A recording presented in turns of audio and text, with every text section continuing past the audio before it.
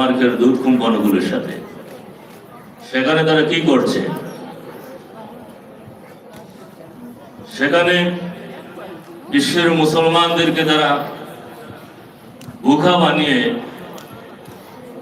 আমরা যে দুধটা বাজার থেকে খাই, বিশেষ করে শিশু খাদ্য যেগুলা, আপনারা জানেন আমাদের বাংলাদেশ ও এই ভারত পাকিস্তান মায়েদের যে অবস্থা, প্রত্যেকটা প্রায় 85টা বললে চলে, 85টা মেয়ে বা মা আমার কি হয়, সিজার হয়।